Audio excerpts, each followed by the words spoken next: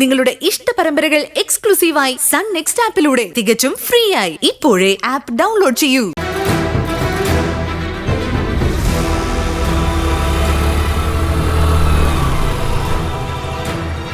ഒരുത്തൻ വഴി മുടക്കിയതിന്റെ കേട് ഇതുവരെ തീർന്നിട്ടില്ല. അപ്പോഴേക്ക് നീ വന്നോ? ഞാൻ ആരുടെയും വഴി മുടക്കിയിട്ടില്ല. എന്റെ വഴി മുടക്കിയത് നീയാ. നിനക്കിപ്പോ എന്താ വേണ്ടത്? ഈ ഫോൺ അവൻ ആരെയെങ്കിലും കാണിച്ചിരുന്നെങ്കിൽ നമ്മുടെ കുടുംബത്തിന്റെ മാനം പോയേനെ. നീയും അവനും കൂടിയുള്ള ഫോട്ടോസ് അമ്മാവൻ കണ്ട അദ്ദേഹം പിന്നെ ജീവിച്ചിരിക്കില്ല. നമ്മുടെ വീട്ടുകാരുടെ കാര്യം പോട്ടെ, ഇതൊക്കെ ഗൗതമിന്റെ വീട്ടുകാർ അറിഞ്ഞാലുള്ള അവസ്ഥ നീ ആലോചിച്ച് നോക്കിയിട്ടുണ്ടോ? ഇന്നത്തെ കാലത്ത് ഒരു റിലേഷൻഷിപ്പും ബ്രേക്കപ്പും ഒക്കെ സാധാരണമാണ്. ഗൗതം അത്ര നാരോ മൈൻഡഡ് ആണെന്ന് എനിക്ക് തോന്നുന്നില്ല. ഗൗതമിന്റെ അച്ഛനമ്മമാർ നീ പറഞ്ഞതുപോലെ വിശാലമായി ചിന്തിക്കുമെന്ന് നിനക്ക് തോന്നുന്നുണ്ടോ? ഗൗതമിന്റെ അമ്മയാണ് ഈ കല്യാണത്തിന് മുന്നിട്ടിറങ്ങിയതെന്ന് നിനക്കറിയാവല്ലോ. ആ അമ്മയ്ക്ക് നിന്റെ പഴയ ബന്ധം ഉൾക്കൊള്ളാൻ പറ്റുമോ? നിന്റെ ജീവിതം എങ്ങനെയോ ആവട്ടെ എന്ന് കരുതി എനിക്ക് കണ്ണടച്ചിരിക്കായിരുന്നു. പക്ഷേ അമ്മാവനെ കുറിച്ച് ഓർക്കുമ്പോ എനിക്കതിന് പറ്റില്ല. അതെ, നീ കൂടുതൽ വാചകടിക്കുന്നു വേണ്ട. എന്നെ രക്ഷിച്ചു എന്ന് പറഞ്ഞ ആളാവുകയും വേണ്ട. ആ ഫോണിക്ക് തന്നെ. അല്ലെങ്കിൽ നീ അതുമായിട്ട് ഗൗതമിന്റെ വീട്ടിൽ ചെന്ന് എന്നെ മോശക്കാരിയായിട്ട് ചിത്രീകരിച്ച് കല്യാണം മുടക്കും. വൃത്തികെട്ടവളെ, നിന്നെ മോശക്കാരിയാക്കേണ്ട ആവശ്യം തീരെയില്ല. കാരണം നീ മോശക്കാരിയാ.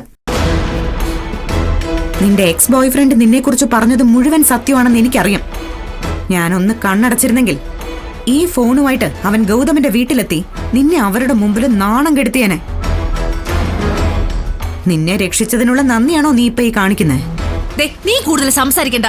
എന്റെ കല്യാണം മുടക്കാനാണ് നിന്റെ പ്ലാൻ എന്ന് എനിക്കറിയാം. പക്ഷെ ഒരിക്കലും ഗൗതം നിന്നെ സ്നേഹിക്കില്ല. നിന്നെക്കാൾ 10 ഇരട്ടി സൗന്ദര്യം എനിക്കുണ്ട്. ഏത് പുരുഷനോ എന്റെ കണ്ണിൽ നോക്കിയാ മയങ്ങി വീഴും. അതുകൊണ്ട് ആര് വിചാരിച്ചാലും എന്റെ ഗൗതമിന്റെ വിവാഹം മുടങ്ങില്ല. ആഹാ, ആത്മവിശ്വാസം വളരെ നല്ലതാ. പക്ഷേ എന്റെ ജാതകം മോഷ്ടിച്ച് എനിക്ക് വന്ന ചെക്കനെ തട്ടിയെടുത്ത് ഇങ്ങനെ വാചകം അടിക്കാൻ ആത്മവിശ്വാസം മാത്രം പോരാ, അപാരമായ തൊലിക്കെട്ടിയും വേണം. നിനക്കതുണ്ട് ശിവാനി. നിന്റെ കണ്ണില് നോക്കിയാ പുരുഷന്മാര് മാത്രമല്ല, നിന്റെ തൊലിക്കട്ടിയില് കാണ്ടാമൃഗം വരെ മയങ്ങി വീഴും. എനിക്ക് കിട്ടിയ ജീവിതോർത്തെ നിനക്ക് അസൂയ, കടുത്ത അസൂയ. നിനക്ക് ജീവിതം കിട്ടിയിട്ടില്ല ശിവാനി. എൻഗേജ്മെന്റ് കഴിഞ്ഞു എന്ന് കരുതി ഗൗതം നിന്റെ സ്വന്തമായി എന്ന് കരുതണ്ട. ദൈവം എന്നൊരാള് മുകളിലുണ്ട്. എത്ര എണ്ണയൊഴിച്ച് കത്തിച്ച വിളക്കായാലും അത് കെടാൻ ഒരു ചെറിയ കാറ്റ് മതി. അതുപോലെ മനുഷ്യന്റെ മോഹങ്ങൾക്ക് കടിഞ്ഞാനിടാൻ ദൈവത്തിന് പറ്റും. ദൈവത്തിനെ പറ്റൂ. ചേരാത്ത ജാതകങ്ങൾ തമ്മിൽ ചേർത്ത് വെച്ചതുകൊണ്ട് ഗൗതമിന് ഒരാപത്തും വരാതിരിക്കാൻ വേണ്ടി പ്രാർത്ഥിക്കും. അദ്ദേഹത്തിന്റെ ആയുസിന് വേണ്ടി തിങ്കളാഴ്ച വ്രതം നോക്ക്. ഗൗതം ആയുരാരോഗ്യത്തോടെ ഇരുന്നാലേ നിന്റെ ആഗ്രഹം സഫലമാവൂ. പ്രാർത്ഥനയൊക്കെ ഗൗതമിന്റെ അമ്മ നടത്തുന്നുണ്ട്. പോരെങ്കിൽ നീയും പ്രാർത്ഥിച്ചോ. വഴിപാട് നടത്താൻ കാശ് വല്ലതും വേണമെങ്കിൽ പറഞ്ഞാ മതി, ഞാൻ അക്കൗണ്ട് ഇട്ടിരുന്നേക്കാം. നിന്നോട് പറഞ്ഞിട്ട് ഒരു കാര്യമില്ല. നീ ഒരു കാലത്തും നന്നാവില്ല.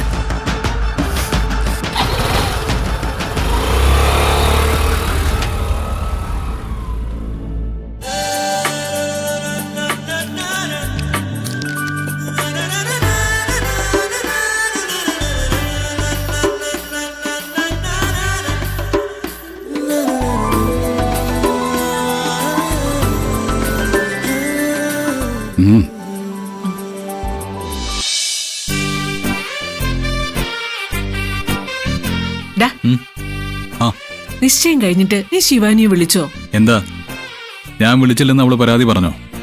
പാവം കുട്ടി, അവൾ ഒരു പരാതിയും പറയില്ല. നീ അവളെ വിളിച്ച് ഷോപ്പിങ്ങിനൊക്കെ കൊണ്ടുപോകണം. അവൾക്ക് ഇഷ്ടമുള്ളതൊക്കെ വാങ്ങിച്ചു കൊടുക്കണം. എനിക്കതിനൊക്കെ എവിടെയാ സമയം പാറു? എന്റെ ഫസ്റ്റ് ലവ് ജോലിയാ, അത് കഴിഞ്ഞേ ഉള്ളൂ മറ്റെന്തും. എടാ, പണം നമുക്ക് എപ്പോ വേണമെങ്കിലും ഉണ്ടാക്കാം.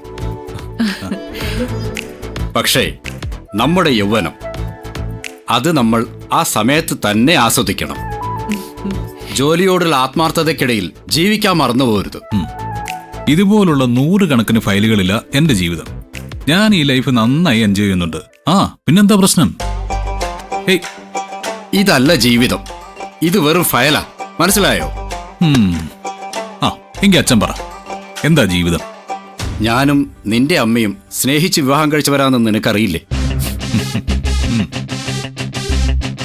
ഞങ്ങൾ ആ കാലം നന്നായി ആഘോഷിച്ചു. കല്യാണത്തിന് മുമ്പ് തന്നെ ഞങ്ങൾ ഒരുപാട് കറങ്ങിയിരുന്നു. ഇതൊക്കെ എന്തിനാ ഇവനോട് പറയുന്നത്?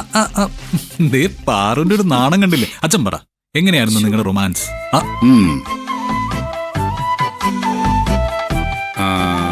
സിനിമയിലൊക്കെ കാണുന്ന പോലെ തന്നെ. മോഹൻലാലിന്റെ ചിത്രം ഞങ്ങൾ ഒരുമിച്ച് 8 തവണയാ കണ്ടത്. അതെന്താ, കഥ മനസ്സിലാവത്തോണ്ടാ? അല്ലടാ, ഞങ്ങളെ കണ്ണിൽ കണ്ണിൽ നോക്കിയിരുന്ന് സിനിമ കാണാൻ മറന്നുപോയതാ. ആഹാ, ഗോപിയുടെ ഒരു കാര്യം. ദൂരെ കിഴക്കുദിക്കും പാട്ടിലെ രഞ്ജിനി ഇട്ട പോലത്തെ ഉടുപ്പ് വേണമെന്ന് നീ പറഞ്ഞ് നമ്മൾ തപ്പിന്താടുന്ന് ഓർക്കുന്നുണ്ടോ? ഈ ഗോപിയുടെ എന്നെ നാണം കെടുത്തി അടങ്ങും. എന്നിട്ട് പാറുന ഉടുപ്പ് കിട്ടിയോ? പിന്നില്ലാതെ. കല്യാണ സൗഗന്ധികം അന്വേഷിച്ചു പോയ ഭീമന്റെ അവസ്ഥയിലല്ലേ ഞാൻ. നേരെ എറണാകുളത്തേക്ക് വെച്ച് പിടിച്ചു. MG റോഡിലൊരു കടയിൽ നിന്ന് ആ ഉടുപ്പ് കണ്ടുപിടിച്ചു. അത് കൊള്ളാം. നീയും അതുപോലെ ശിവാനിക്ക് ഇഷ്ടമുള്ളതൊക്കെ വാങ്ങിക്കൊടുത്ത് അവളെ സന്തോഷിപ്പിക്കണം. എങ്കിലേ നിങ്ങളുടെ മനസ്സുകൾ തമ്മിൽ കൂടുതൽ അടുക്കൂ. ഏട്ടനങ്ങനെ പ്രേമിച്ച് ചുറ്റിയടിച്ച് നടന്നതുകൊണ്ടാ ബിസിനസ്സിൽ കുത്തുവാള എടുത്തത്.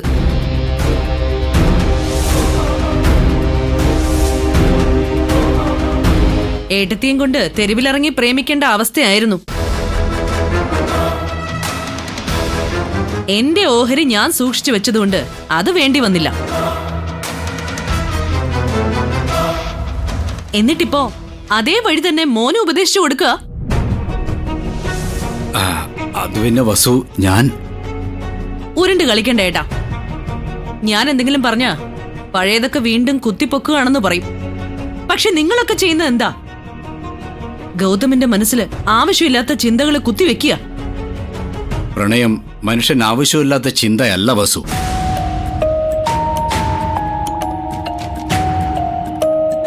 എനിക്കുണ്ടായ തകർച്ചയ്ക്ക് പ്രണയത്തെ കുറ്റം പറയണ്ട. എല്ലാ തകർച്ചയിലും എന്നെയും ഇവളെയും താങ്ങി നിർത്തിയത് ഞങ്ങളുടെ സ്നേഹമാണ്. അത്തരമൊരു സ്നേഹം ഞങ്ങളുടെ മകന്റെ ജീവിതത്തിൽ ഉണ്ടായിരിക്കണമെന്ന് ആഗ്രഹിക്കുന്നത് തെറ്റാണോ വസു? തെറ്റും ശരിയും ഒന്നും ഇനി ഞാൻ പറഞ്ഞു തരേണ്ട കാര്യമില്ല. നിങ്ങളെന്തായാലും ഭാവി മരുമകളെയും കാത്തിരിക്കുകയാണല്ലോ. അതും ഈ കുടുംബത്തിന് ഒരിക്കലും ചേരാത്തൊരു പെണ്ണ്. അവള് വരട്ടെ. ഇവിടെ എന്തൊക്കെ പ്രശ്നങ്ങൾ ഉണ്ടാവുമെന്ന് നമുക്ക് കണ്ടു തന്നെ അറിയാം.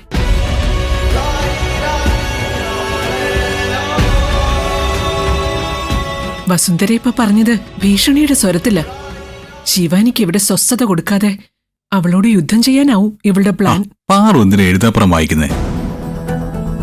അമ്മയുടെ സംസാര രീതിയാണത്. പക്ഷേ ആ മനസ്സ് നിറയെ സ്നേഹമാ. അതിലൊരു പങ്ക് ശിവാനിക്കും കിട്ടിക്കോളും.